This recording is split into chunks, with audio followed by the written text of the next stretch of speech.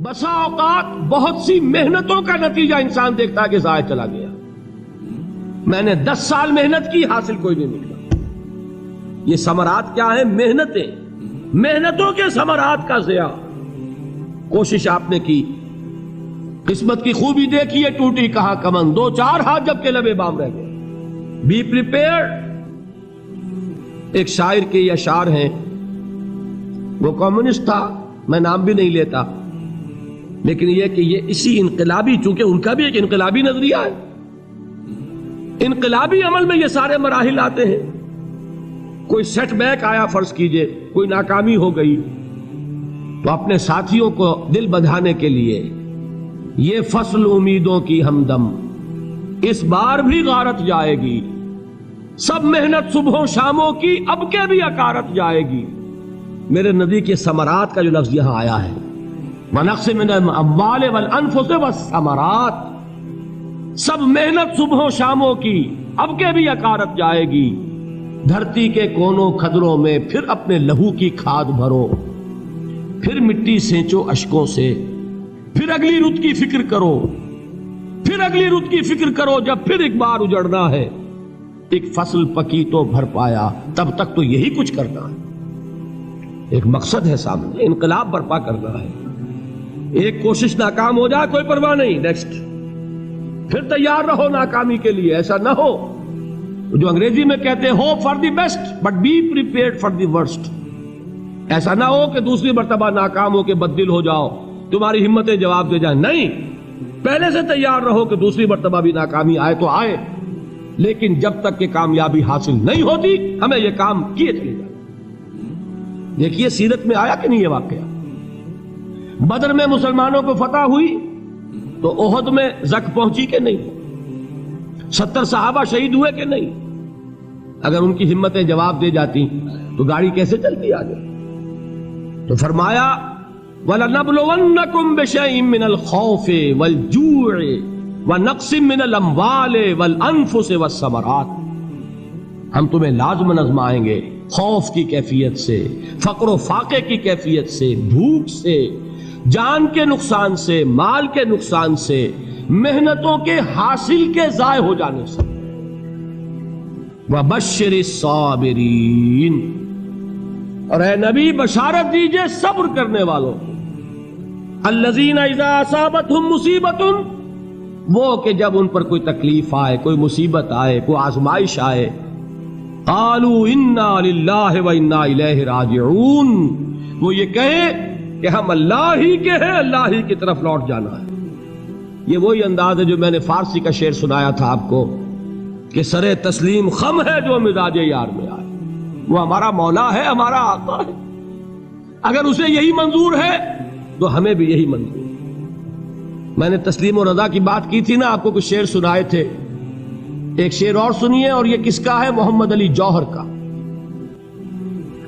ایک مرتبہ جیل گئے، ان کی ایک بیٹی جوان بیمار ہوئی، فوت ہو گئی. باہر چھوڑا انگریز نے، جاؤ بھائی دفن کر دو بیٹی کو. دوسری مرتبہ جیل گئے، دوسری جوان بیٹی اسی مرض میں مبتلا ہوئی. اب یہ جیل میں ہے، خبر پہنچی کہ دوسری بیٹی کے اوپر بھی اسی مرض کا حملہ ہوا ہے. ایک نظم لکھی ہے جس کا آخری شعر یہ ہے، تیری صحت ہمیں منظور ہے لیکن اس کو نہیں منظور تو پھر ہم کو بھی منظور نہیں. یہ ہے، جب تک یہ کیفیت نہ ہو اس میدان میں آدمی ثابت قدم نہیں رہ سکتا کہ میرے رب کو اگر یہ منظور ہے تو یہی مجھے منظور ہے، اور تیری صحت ہمیں چاہیے تو ضرور، لیکن ہمارے رب کو منظور نہیں تو ہمیں بھی منظور. راضی برضائے رب. وَبَشِّرِ الصَّابِرِينَ الَّذِينَ إِذَا أَصَابَتْهُمْ مُصِيبَةٌ قَالُوا إِنَّا لِلَّهِ وَإِنَّا إِلَيْهِ رَاجِعُونَ. نہ شود نصیب دشمن کے شود ہلاک تیغت، سرے دوستاں سلامت کے تو خنجر آزمائے. اولئک علیہم صلوات من ربہم ورحمہ، یہی ہیں وہ لوگ جن پر ان کے رب کی طرف سے عنایتیں ہیں اور رحمتیں ہیں.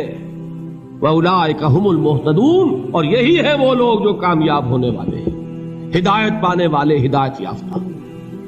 اسی سورہ بقرہ میں ذرا آگے چل کر، یہ تو ہے 20واں رکوع، 19واں رکوع. 21ویں رکوع کی پہلی آیت ہے لیس البر ان تولوا وجوہکم قبل المشرق والمغرب ولکن البر من آمن باللہ والیوم الآخر والملائکۃ والکتاب والنبیین وآتى المال على حبه ذوي القربى واليتامى والمساكين وابن السبيل والسائلين وفي الرقاب وأقام الصلاة وآتى الزكاة والموفون بعهدهم إذا عاهدوا والصابرين في البأساء والضراء وحين البأس. اب یہ آیت جو ہے سورۃ العصر میں جو مضامین آئے تھے سارے اس میں موجود ہیں. وہاں ایمان کا لفظ آیا، یہاں 5 ایمانیات کی تفصیل آ گئی، اعمال کی تفصیل آئی، اور آخری بات وہاں کیا ہے وَتَوَاصَوْا بِالصَّبْرِ، اور یہاں کیا ہے وَالصَّابِرِينَ فِي الْبَأْسَاءِ وَالضَّرَّاءِ وَحِينَ الْبَأْسِ، اور صبر کرنے والے. اصل نیکی ان کی ہے جو صبر کریں. کس میں؟ جنگ کے وقت.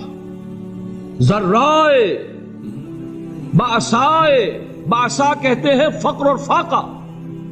واحد آئے گا باس تو اس کے معنی جنگ، اور بأسا جمع میں آئے گا تو فاقہ فقر بھوک، اور ذرائے جسمانی تکلیف ضرر، جسمانی تکلیفوں میں صبر کرنے والے، فقر اور فاقے میں صبر کرنے والے، اور جنگ کے وقت صبر کرنے والے.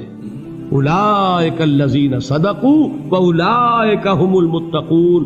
یہ ہیں وہ لوگ جو صبر کرنے والے ہیں، یہ ہیں جو سچے ہیں، جو اپنے دعوے میں نیکی کے اور ایمان کے صادق ہیں، اور یہی وہ لوگ ہیں جو متقی. اگلی سورت ہے سورہ آل عمران. اس میں 2 لفظ آئے ہیں آخری آیت، یا ایھا الذین آمنوا اصبروا وصابروا ورابطوا واتقوا اللہ لعلکم تفلحون. دیکھیے یہاں صبر اور صابر جو تعلق جہد اور جہاد کا ہے وہی ہے صبر اور مصابرت. صبر ایک طرفہ عمل ہے، آپ جھیل رہے ہیں، برداشت کر رہے ہیں. صبر علی المعصیہ، صبر علی الطاعہ، صبر علی الابتلاء، یہ سب کیا ہے؟ صبر. اور مصابرت کیا ہے؟ صبر کا صبر سے مقابلہ. یہ سورہ آل عمران اب وقت نہیں ہے، میں آپ کو سناتا اللہ تعالیٰ نے کیسے کیسے مسلمانوں سے کہا، مسلمانوں تمہیں زک پہنچی ہے تو انہیں بھی تو پہنچی تھی. ان کے 70 نہیں مارے گئے تھے بدر میں؟ ان کے حوصلے جو ہیں وہ تو پست نہیں ہوئے، وہ اگلے سال آ گئے تم پر چڑھائی کر کے. تم کیوں اتنا برا مان رہے ہو؟ تمہارے دل اتنے زخمی کیوں ہو گئے؟ تمہیں تکلیف پہنچتی ہے تو انہیں بھی پہنچتی ہے. اپنی غیرت جو ہے ہمیں ذرا اس کا جائزہ لینا چاہیے. لوگ باطل نظریات کے لیے کتنی قربانیاں دے رہے ہیں، لوگ باطل چیزوں کے فروغ کے لیے کتنی محنتیں کر رہے ہیں. جیسا کہ میں نے ابھی کہا تھا، اسی غیرت کو چیلنج کرنے کے لیے، ذرا آپ کی حمیت دینی کو جوش دلانے کے لیے. قادیانی نوجوان کتنی تعداد میں اپنے آپ کو دین کے لیے وقف کرتا ہے، اور آپ کتنے نوجوان ہیں جو اپنے آپ کو دین کے لیے وقف کرتے ہیں، اور ہوں وہ کھاتے پیتے گھرانوں کے لوگ. یہ نہیں ہے کہ اگر کوئی اور کام نہیں کر سکتا تو پھر یہ ہے کہ وہ دین کے کام میں لگ جائے. باصلاحیت لوگ، کھاتے پیتے لوگ، ذہنی استعداد رکھنے والے لوگ، اونچے گھرانوں کے لوگ، وہ وقف کریں اپنے آپ کو دین کے لیے. اس کے بغیر کیسے باہر آ جائے گی، کیسے رونق آ جائے گی؟ تو دنیا میں باطل نظریات والے جو ہیں، یہ بات کہی گئی ہے مسلمانوں تم اگر توحید کے لیے لڑ رہے ہو، دیکھتے نہیں ابو جہل کو، اس نے گردن کٹوائی ہے شرک کے لیے، شرک کے لیے گردن کٹوائے، اور تم توحید کے لیے گردن کٹوانے کو تیار نہ ہو. اس نے گردن کٹوائی کہ نہیں کٹوائی؟ اور کس طرح کٹوائی ہے؟ کیونکہ بڑا متکبر قسم کا، فرعون قسم کا شخص تھا. جب گردن کاٹنے لگے تو کہتا ہے ذرا نیچے سے کاٹنا، تاکہ جب تم نیزے کے اوپر چڑھاؤ میرے سر کو تو اونچا نظر آئے، معلوم ہو سردار کا سر. وہ بدبخت مرتے ہوئے بھی جو اس کی کیفیت تھی نا، اس کو ذہن میں رکھیے. تو یہ اس لوگوں نے قربانیاں دی، جانیں دی. تو فرمایا اگر تم ان سے زیادہ قربانی نہیں دو گے، یہ نوٹ کر لیجئے اس کو، مجرد اگر حق کو غالب کرنا اللہ کے ذمے ہو تو آنے واحد میں غالب کر دے گا، تمہیں تکلیف ہی دینے کی ضرورت نہیں. سمجھ رہے؟ کیا اللہ کے مقابلے میں کوئی باطل کی طاقت ٹھہر سکتی ہے؟ یہ تمہارے ایمان کا امتحان ہے، یہ تمہارے خلوص کی آزمائش ہے، یہ تمہارے امتحان کا ثبوت درکار ہے کہ اللہ تعالیٰ دیکھنا چاہتا ہے تم اس کے لیے اپنی جانیں قربان کرنے کو تیار ہو کہ نہیں، تم اس کے لیے تن من دھن لگانے کو تیار ہو کہ نہیں۔ اور یہ جان لو کہ اگر کفار اور مشرکین اور ملحدین اور باطل نظریات والے وہ جو کچھ قربانیاں اپنے باطل نظریات کے لیے دے رہے ہیں ان سے زیادہ اگر تم نہیں دو گے تو حق غالب نہیں ہوگا۔